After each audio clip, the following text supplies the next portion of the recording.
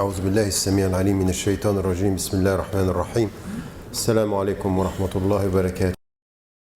J'aimerais d'abord au nom du comité scientifique et de ceux qui ont participé à tous les CIMEF, les 7 éditions, remercier infiniment d'abord le comité d'organisation sous la houlette de l'imam qui vient de présenter les travaux et tout le travail qui a été formulé et produit ici.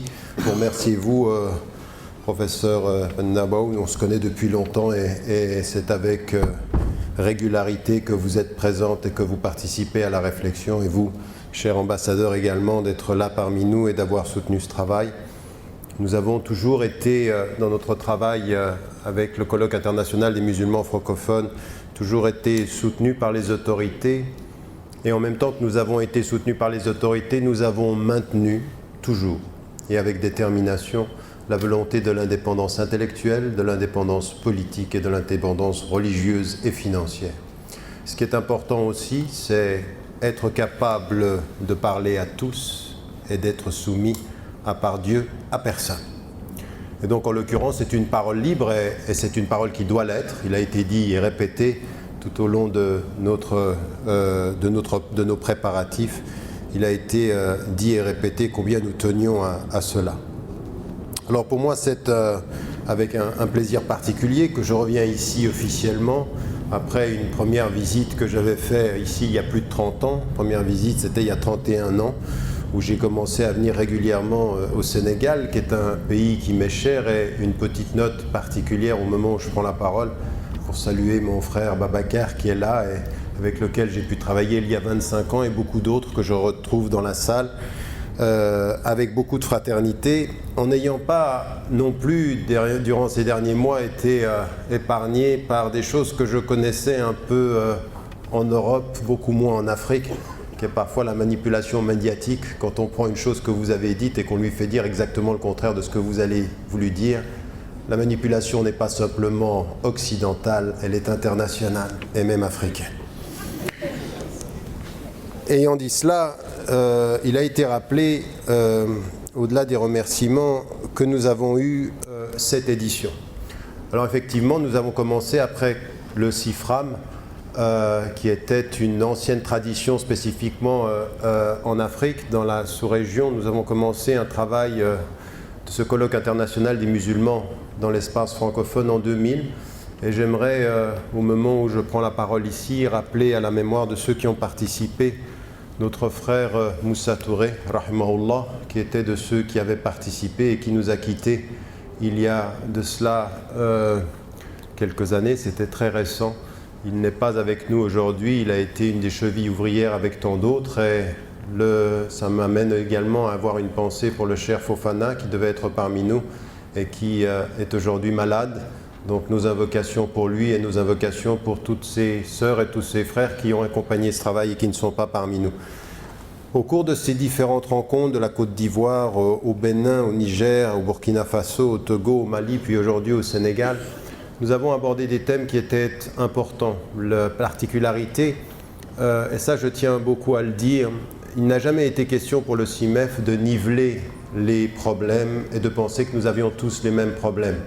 L'Afrique est un continent où chaque pays a sa spécificité, et même dans chaque pays, des régions ont leur spécificité. Donc il ne s'agit pas de simplifier les problèmes ou de penser que parce que nous parlons la même langue, les problèmes sont les mêmes. Par contre, ce que nous avons dit dès le départ, c'est que l'usage de la langue française, le fait d'affirmer que l'on peut parfaitement parler français et être profondément ancré dans la tradition musulmane nous amenait à devoir aborder des questions de fond. La première de ces questions était celle de la terminologie.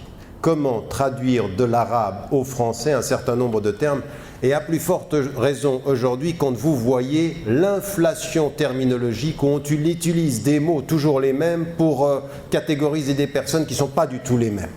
Nous sommes aujourd'hui devant l'un des plus grands dangers. Nous sommes à l'ère médiatique, et l'ère médiatique, c'est l'ère des mots. Et si les mots ne sont pas définis, c'est la confusion des esprits. Et si la confusion des esprits, ce n'est plus un dialogue, c'est une confrontation d'émotions et non pas un discours critique et intellectuel et intelligent et raisonnable. Nous sommes aujourd'hui en face d'un grand problème, nous en avions parlé il y a 13 ans, nous y revenons et dès ce matin, quand nous avons abordé la question de l'éthique, avec le docteur Lee, avec le cher Shawki, avec Marwan, immédiatement le mot éthique, les définitions, il faut qu'on y vienne, il faut toujours qu'on revienne à cela. Et tout cela, nous tous, nous sommes portés par cette même problématique, que nous vivions au Sénégal, que nous vivions en Europe, que nous vivions au Canada, que nous vivions en Asie, ou que nous vivions en Afrique du Nord, de l'Ouest, ou dans des régions, parce que nous avons avec nous des personnes qui viennent de la Réunion ou de l'île Maurice, c'est bien ces problèmes, il faut que nous les abordions. Il y avait une autre question, et elle a été même mentionnée par l'ambassadeur en disant « Nous sommes dans un pays laïque et la laïcité a été abordée dans l'une de nos réunions pour se dire « Est-ce que nous avons un problème avec ceci ?» Nous avons déjà répondu à cette question. Nous n'avons aucun problème avec la laïcité si la laïcité est appliquée comme elle doit l'être. Non pas une laïcité à géométrie variable, non pas une laïcité stigmatisante, mais une laïcité ouverte à toutes les religions. La laïcité, c'est l'expression de l'ouverture à tous, ça n'est pas la stigmatisation de certains. Donc, d'un point de vue religieux, il faut... Non. J'ai une fatwa personnelle là-dessus, pas d'applaudissements. Donc,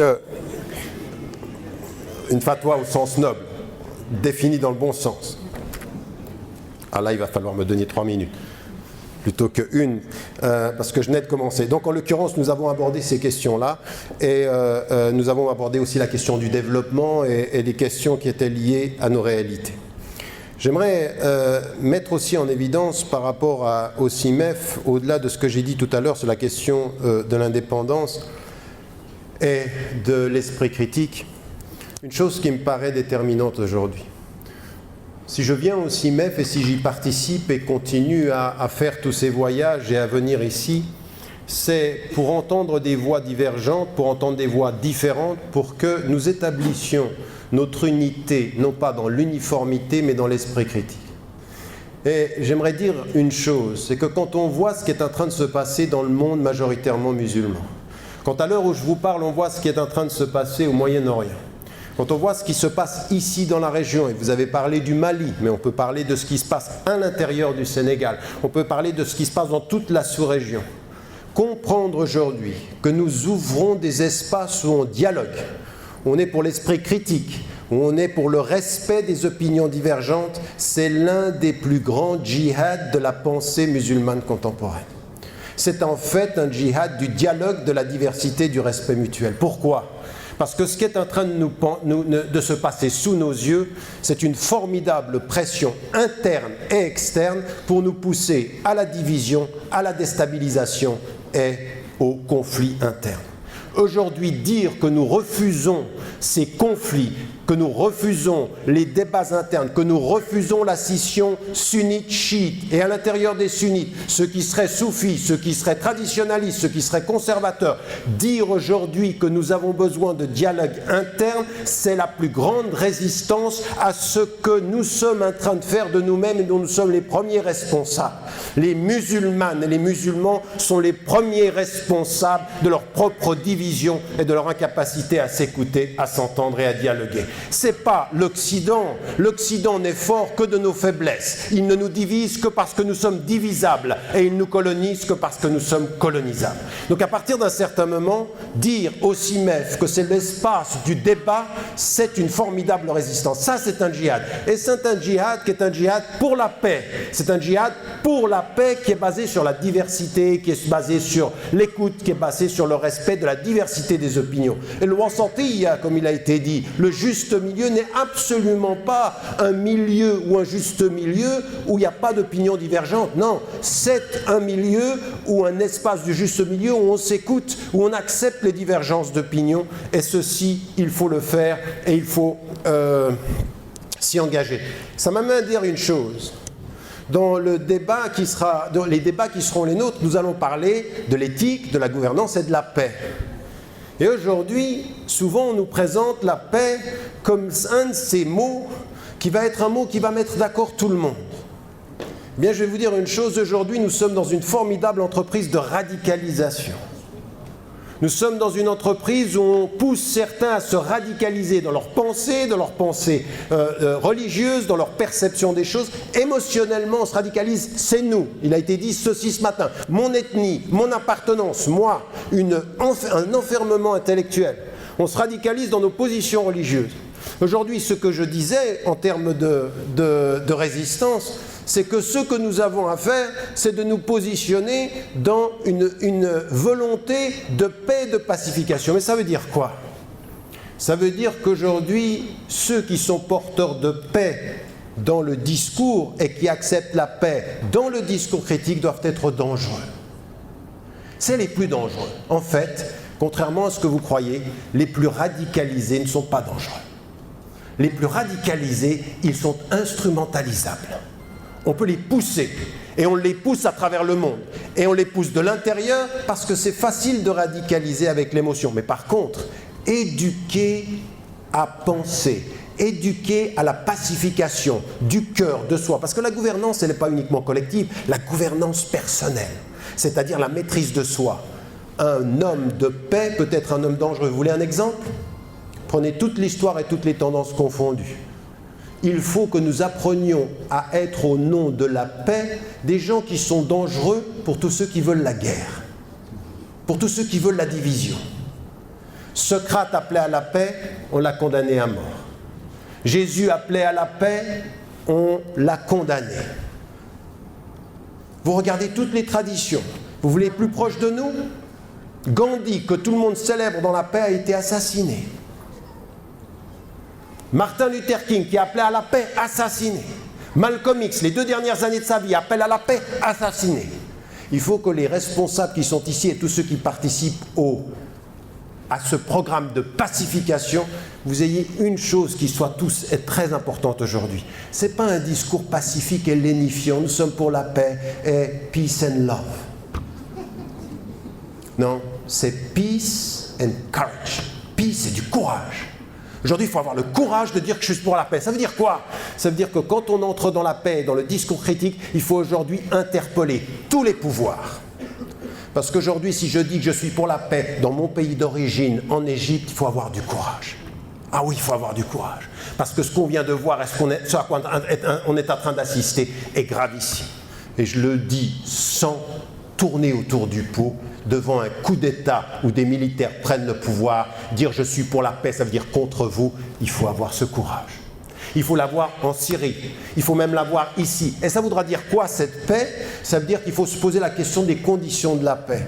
Moi je ne veux pas participer à un colloque où au nom de la paix on donne l'impression qu'on va dire le propos courant, le propos qui met tout le monde d'accord à la surface mais personne d'accord sur le fond. Le discours de la paix, c'est un discours sur le fond. Ça veut dire quoi? 1.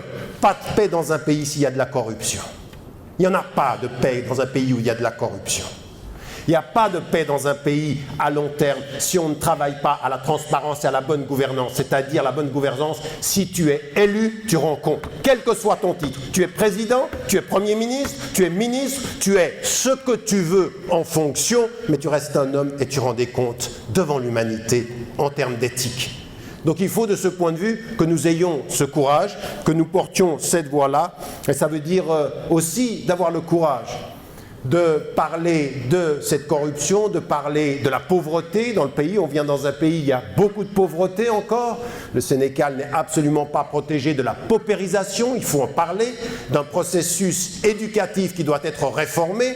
Vous avez beaucoup dans ce pays, et ici à l'université, de grèves parce que le système doit être réformé. Ça va de l'université à l'école primaire. Il faut qu'en Afrique, on se réveille et qu'on se prenne en charge en termes d'éducation. Et le dernier élément sur lequel j'aimerais beaucoup insister, c'est qu'il faut aussi, on est dans le colloque international des musulmans dans l'espace francophone, que nous ayons une parole pacifique, non violente, de refus de l'instrumentalisation du religieux dans un sens ou dans un autre. C'est-à-dire utiliser la religion pour se faire de l'argent, pour se faire un nom, pour présenter à son peuple le fait qu'on protège la religion, quand surtout on protège son porte-monnaie. Eh bien, il faut de ce point de vue-là que nous ayons le courage de le dire. En d'autres termes, le djihad pour la paix, c'est le djihad des femmes et des hommes courageux. Pas des gens qui sont assis et qui disent « nous sommes pour la paix », vous savez, parce qu'on nous pousse à ça aujourd'hui. Radicalisation d'un côté, et des jeunes se radicalisent, et de l'autre côté, tous ceux qui veulent surtout pas être des radicaux disent « vous savez, on est gentils ». Donc le colloque des musulmans gentils, non. Mais le colloque des musulmans clairs, précis, et courageux, alors oui. Alors là, on pourra avoir un avenir. Soyons courageux, soyons pacifiques, et notre éthique, c'est la paix avec le courage et avec l'honnêteté. Wassalamu alaikum wa rahmatullah.